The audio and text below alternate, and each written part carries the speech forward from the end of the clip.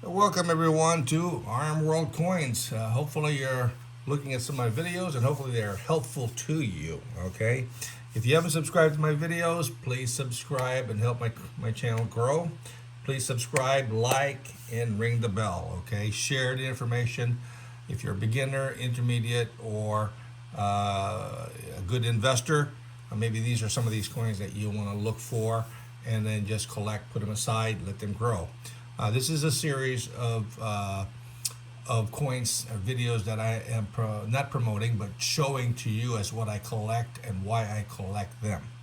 Okay, you have to have some insights on some of these coins that you collect, not just collect for the sake of collecting, because if you just collect just for the sake, you'd have no idea if they're going to go up, go down, or if it's going to do anything. Okay, you might have bought it and paid too much, and of course the value of it doesn't increase. Okay, uh, what increases the coin is the demand for the coin, the short supply, the high demand. Okay, those are the things that will increase the value of your assets. Okay, if you have a nice collection and there's more demand and there's only a few available, and definitely the price of these coins will continue to escalate. Right, sometimes they will double, triple in years. Sometimes they will just grow 10, 20% in years, depending on what they are. So, objective of these video is to help you, figure out which one is which, so you can pick up the ones that you may get the best value for the buck. So, if you're going to buy something for $100, 5 years down the road, you want to be sure that it's going to at least increase in value to $200, right? So you'll make 100%. Okay, I've purchased lots of coins, for like $50 and sold them for $5,000. Okay, it's because one, I know how to grade coins. Okay, and two, if these coins are what I bought undergraded, right, from eBay or the internet, and I can always submit them to PCGS NGC and get them to true grade, and then of course they will give me a nice return in my investment. Okay, you always want to have a good return on your investment, even though it's sitting there in your collection. Okay, of course, be sure that your collection is safe, stored properly in an airtight holder that doesn't contaminate. Okay, let's go through this video that I'm going to do with you. This is strictly on Canadian dollars.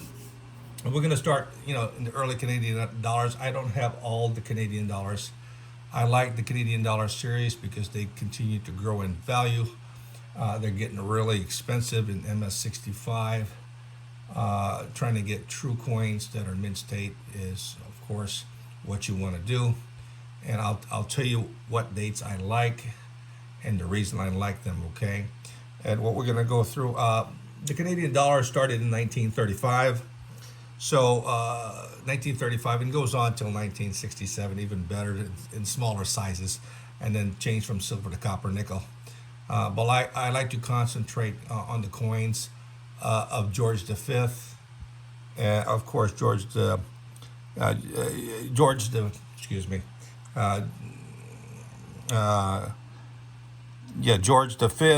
of course George VI. Okay, those are the coins that I concentrate. Sometimes Elizabeth is also where I go to. Elizabeth has some nice rare coins. Okay, so let's go ahead and start. Canada dollar started in 1935. 1935 is first year issue, but a lot of 1935s were preserved. You understand that? You hear that? They're preserved. So you can get a lot of 1935 in mint state condition. Okay, a lot. Okay, they had a large mintage, and a lot of them weren't melted down, not like the similar dates after. Okay, so be careful. So 1935 you can easily attain for a couple $100. You can get a nice mint state 1935 Canadian dollar. Okay, now I don't have that with me, but I'm going to start off with a 1936 Canadian dollar, which is a more popular design than the 1935. So here we have George V. Now this is the more popular design of the Canadian dollar. This is a gorgeous design, and of course the thing with the 1936 is they like this particular design a little bit better. And of course, but even this design, uh, this one, this particular year was heavily circulated and not as preserved as the 1935. Okay, of course, this is a nice silver, 800 fine, and of course, a lot of the silver for this particular date got melted down. So, as far as finding one in a nice BU, this BU could run you between $50 to $150 depending on how nice. An XFAU could run you about $20 to $30. Okay, but an MS65 is running around six. An MS66 is running around between $15 and $2,000. So in very high grade, right? This particular date, is being listed around, 15 and $2,000 coin. This is a very popular coin. Biggest problem about this coin here is a lot of bag marks on the coin, kind of distracting. And so you want one that's exceptionally very clean, with nice cartwheel around it. So this one is nice, but it does have some field contacts. Highest point, of course, is the mustache and the ear. Okay, those are the first place that you'll see some wear. So be very careful. You better, just know how to grade this particular coin. It's very important. This is a very popular coin. As of yet, I have not found one 1936 Canada dollar that I like. A lot of them are unappealing and badly toned. And of course, I don't buy heavily toned coins because if I can't see the detail, it's not worth buying. Okay, so just be careful. Even though they're certified MS66, certified PCGS, or ICCS, that's a Canadian third-party company that does grading, also like PCGS, NGC. If it's badly toned, avoid it, okay? Because you can't sell it, okay? To me, I don't care what people say. If the coin is unappealing, I'm not going to buy it, okay? It's not worth my money to invest in a coin that is not going to sell, okay? When it's time for you to liquidate or give it to your family, they need to be able to liquidate it. And if the dealer comes across a coin that is ugly, they're not going to buy it, or they're not going to pay, the premium for the coin that it is because of its rarity. Okay, there's no demand for an unappealing coin, so avoid those coins. Save your money till you find one that is worth the money that you're going to put into it. Okay, so the 1936 is very popular, highly desirable. This is one of the coins that I like, but in MS65 or 66 it gets pretty expensive. So that's something that I want to collect. And of course, the canoe and the frontier and the Indian rowing, very important. And the thing about this coin here is normally the center is weakly struck. You don't see the horizontal line that goes across the canoe. So just be aware what the strike is, but you can get some nice, fully struck coins. And the other one that is fully struck is the specimen coin. If you're not familiar with a specimen coin, it's similar to what you call a U.S. proof coin. It is specially struck, high detail, and of course they only made like between 10 and 100 coins, depending on the year, and they cost thousands of dollars. I just saw one on eBay that is graded specimen 67, and it's listed for $20,000. Okay, definitely there's only a few in that grade. Probably it's the only one in that grade. Okay, but then again, you're buying an extremely rare coin or specimen. I try to collect specimen, but I can only pay what I can afford. Okay, so the best thing is if you collect mint state coins of the Canada dollar series, the 1936 is one of the best date, in my opinion, to buy, especially in high grade. I would look for an I-65, which is very difficult. A 66 is getting hard. A 67 is, I haven't seen one in 67 that is to my liking, or I haven't seen one at all actually. Okay, but if it's heavily toned, I'm not going to buy it. if it looks brilliant like this in 67, definitely that's something that I would jump on if I had the money. So 1936, good date, very desirable. I always recommend this. I always buy it when I see a nice one. I always buy it, so I always have like a few available. So this one here I have, so that's one. And like I said, if I come across another one that I like, I buy them. Okay, I buy two. I think I might have another one here someplace. I've got to find it. But like I said, these are the coins that I buy. Even I have copies, okay, because I sell it pretty easily. And these coins, I end up have to look for them again. And I've got clients that want to buy these coins, and they sell pretty quick once I have it listed, okay? Next coin I like is, now,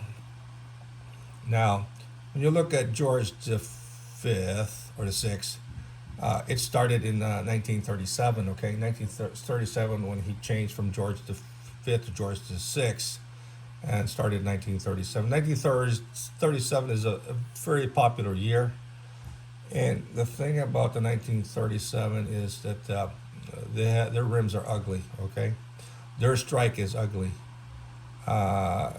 It has a what you call it, a flat strike to it, and of course it's very hard to find one in MS65 on the 1937. There's plenty of them. You can pick them up in BU for like $30-$40. In MS63 or Choice BU for like $100. But when they start going into MS65, you're looking at like $1,500 to $2,000 coin. And of course, the problem is with 1937 and of course 1938 is the rims are not full strike. It is weakly, broadly struck, which is ugly, in my opinion. And the only ones that are fully struck are the specimen coins. Again, as I mentioned, the specimen are similar to a proof coin that the U.S. has. And of course, limited number of like 20 to 100 coins. And of course, high grade is very expensive. It can run a couple $1,000s to $5,000. Okay, so the 37 is good in MS65, readily available in any grades lower, so you can pick it up easily. But the 65 or better is extremely hard. So, and of course, many of these coins got melted down also, but they were also saved being the first year of issue, okay? So realize that. This one here, what we're looking at is 1938. Key date, mintage on this one here is around 80,000 coins, okay? So it's a very small mintage compared to 1937. Nice full luster is what you want to get. Even the MS65, they look like they have surface marks on them that, in my opinion, are not 65, but third-party grades it. What can I say? To me, I just like what I like, and I like high-grade coins. This one here is better than most. This is even better than some of the MS65 that is certified by NGC or PCGS, or even ICCS. And this is the key 1938. This is a very nice coin for 1938. Nice full luster, nice face. Normally you'll see bag marks all over the face and all over the fields on this particular date. So this is a very popular date. And of course you got, the canoe. And of course the high point is the center line on this one here. So you be sure you're looking at that horizontal line going across the canoe. That is very important on this, and its full mint luster is what you want to get. So this was an MS65, 66. We're looking at a $4,000 coin, okay? But in my opinion, if I send it to NGC, PCGS, hopefully I'll get a 65, maybe a 64 minimum. If I get a 65, I'm going to be happy. If I get more than 65, I'll be definitely ecstatic on that particular grade. But this one also is silver, was melted down also a lot, heavily circulated also. So extremely rare in mint condition, okay? So the key thing is it's rare in high grade 64, 65, 66, okay? Extremely rare as a specimen. Specimen, this could run you around $10,000 in 65 specimen, okay? So, if you come across a specimen, you'll know why it's expensive in a specimen, since they only made probably less than 50 coins, okay? The Mint doesn't know exactly how many they made. I wish they kept better records on what exactly the numbers are, but it is very, very small. Okay, just like the U.S. proofs and the Morgan dollars or peace dollars, they're only limited to a very small number of 100 coins or whatever, or less than 1,000 coins in the Morgan dollar series. And of course, they were all impaired because they were improperly handled and not properly stored. Okay, so do your due diligence if you like the 1938, which is I recommend is a key date, and it continues to increase in value, and I think it will continue to increase in value, especially in MS 64, 65, 66, probably could double easily. Okay, demand is there for this particular date. Okay, very popular date, highly desirable for the 66, for this 1938 in high grade. The next one I want to talk about is this guy here. This guy here is also George V. This is the 1939, and like you look at the rims on this thing, it's broadly struck, which is really to me not appealing. It's unappealing. I like full square rims, denticles on the coin. But then again, like I said, this one here, 1939, is softly struck. Now this is a special edition of the Parliament. This one here is extremely nice compared to all the 1939 that I've seen in MS65. And this one here has nice full bloom luster. Normally you'll see this coin heavily circulated. Bag marked vintage on this is pretty high in the millions. But when you get down to uncirculated 65, you can pick it up for like $400 in MS65. 66, 67 is still rare to see. So I haven't seen a 66 or 67 on a 1939 coin.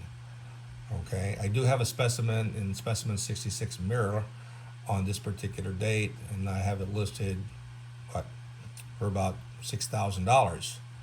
Okay, so a specimen has only a mintage of only probably less than 50 coins, and with a mirror with a fully struck rim, not like this broad struck rim you'll see here on the normal circulation coin. On the reverse, you'll see the Parliament. Again, very beautiful coin, nice coin. This one here, exceptionally very nice with not too many distraction. The thing about some of these coins, you have to look at the full steps on the Parliament. Okay, normally it is weakly struck, and so that's the first high point in the coin is the step, and it'd just be a blob. Okay, so no steps. So this one here is nice. You want to be sure you get a nice fully struck coin. Be picky if you have time, okay? But when you get down to an MS65, like I said, be choosy, be sure it's brilliant, appealing, and not heavily toned, as I've seen so many that are ugly. I wouldn't even buy them, okay? So be careful, buy the right coin. So that is four of the nicest coins that you can pick up, or three, the 36, the 38, the 39. And the next one we're going to go to is getting into the really rare ones here, which I like to collect all the time. Here's a nice coin that is a key date. Now this is a 1947. Now this 1947 comes in three varieties, okay? There is a one that is struck with a blunt 7, so the tail is short. Another one is struck with a blunt 7 and a maple leaf to the right. That is what you call a transition coin going from 1947 1948. Since they did not have any dies for the 1948, so they added the maple leaf, indicating that this was for the 1948, okay? And the other one is a 7 with a longer tail. It's called a pointed 7, which is a key date. Mintage on these coins are like 65,000 for all the varieties, okay? And of course, the maple leaf has a part of that, and the pointed 7 also has a part of that, okay, of the 65,000 minted on the 1947. So the 47 pointed is extremely rare, In circulated, it could run $600 to $900. In uncirculated, could run $1,500. In MS65, it's running about $15,000. Okay, if it's certified MS65. Specimens are going to run you $30,000. Okay, on any of the types. Okay, any of the types. Okay, if they are specimens, because all the specimens are rare with only a few coins struck for each particular variety. Okay, so what we're looking here is this one here is the maple.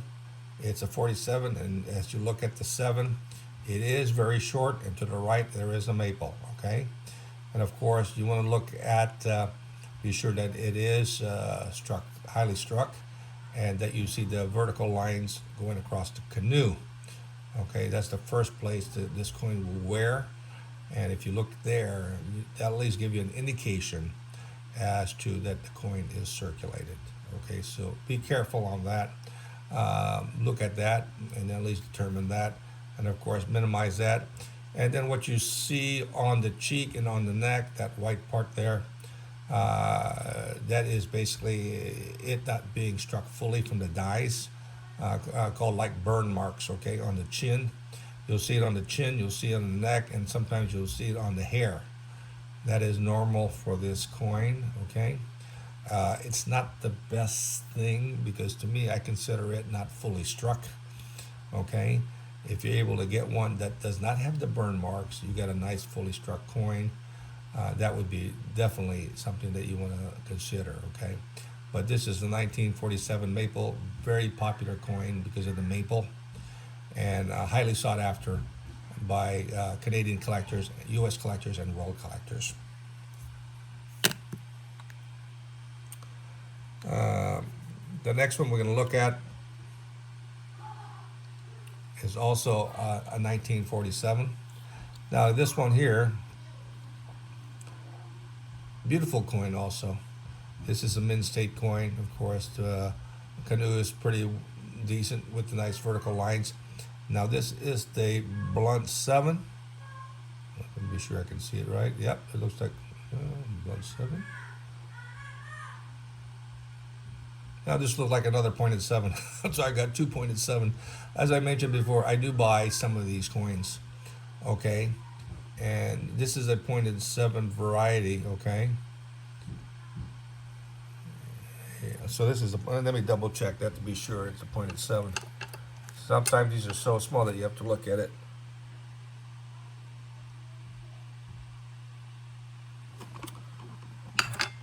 Correction. Yeah, this is the blunt 7. Okay, the tail is short. Like I said, as you get older, your eyesight, got to be careful what you're looking at. I have to use a 10x or a 20x to look at that 7. Be sure that the tail on it is short, and it is a short tail. So this is the blunt one. This is the least expensive of the 3 types. Okay, but in this particular grade, it's highly desirable. In MS65, it's worth like $5,000. And this one here is a nice coin, in this particular condition.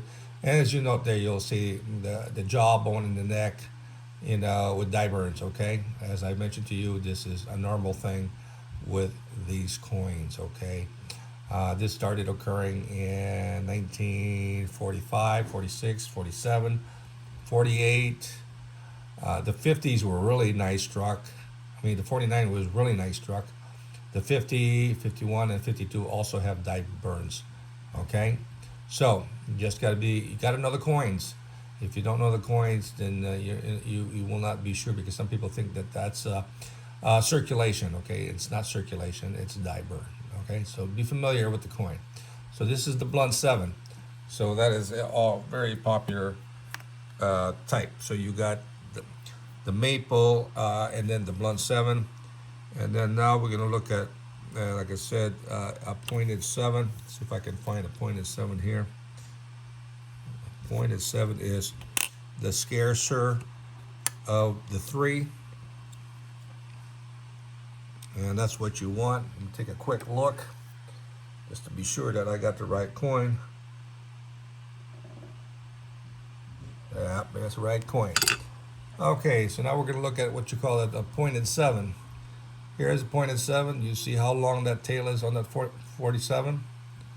Okay, so this one here is the key of the 3 coins, okay? This one here probably has the smallest mintage and has the smaller survival rate in high grade.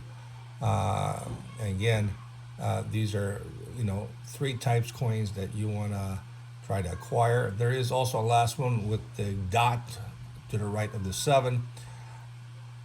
That to me is not a major variety because one, it's not listed in the catalog.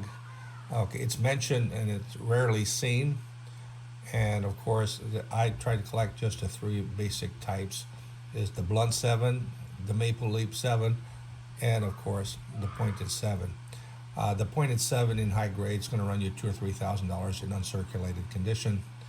And of course, these coins, the demand for it is so high that they continue to increase in value. So you're not going to go wrong when you decide to purchase any of the 3 varieties on these particular coin. I like them. I buy as many as I can afford it. If I do come across a nice one, even a circulated one, I buy because it is a coin that is required or is needed for their collection if they're collecting the series. And this one here is a very nice coin. And noted here that the dye burn on the cheek and on the neck is not as heavy as on the other coins, but it is still there. Okay, so again, this is a very nice popular coin, and a lot of these coins are you're going to see in like proof-like condition. Okay, I don't see too many with full luster on these coins. So I mean, I'll see the luster in the 35 through the 39. The 45 have proof-like all the way to the 1952s. Okay. So a lot of them do not have luster in their field, okay? So just be aware that that's what I'm telling you. They don't have luster, okay? They have proof-like fields, so they're more appealing. And of course, if they're proof-like fields and they've got field marks, they'll be more seen easily, okay? So again, the 3 coins, the 3 types of the 1947. Definitely a very nice coin type you want to get. If you want to collect just the 1947, the blunt, the maple, and the pointed 7, you have a nice typeset there, okay? Hopefully you like this information on some of the key dates I like on the Canadian dollars. I will have also information on the 45, 46, 48, 49, and of course I'll have more on the Canadian dollars in my series of recommendations if you collect Canadian dollars. Hopefully you like this series of videos. This will help you out. This will help you grow your collection, know what to collect, what you need to know per date, so you can be smart in what you're going to buy, put your money in. Okay. Hopefully you like this information. Please subscribe, support my channel. I'm building it up. I will have like maybe 10, 20 videos in the next couple of weeks. So subscribe, hit the bell so you'll get notified, and hopefully just like the channel and share it. Okay, and hopefully this helps you out as you continue as a collector. Enjoy the hobby, right? Gain some good knowledge, and pick up some nice coins for your collection. Till next time, this is RM World Coins. Take care.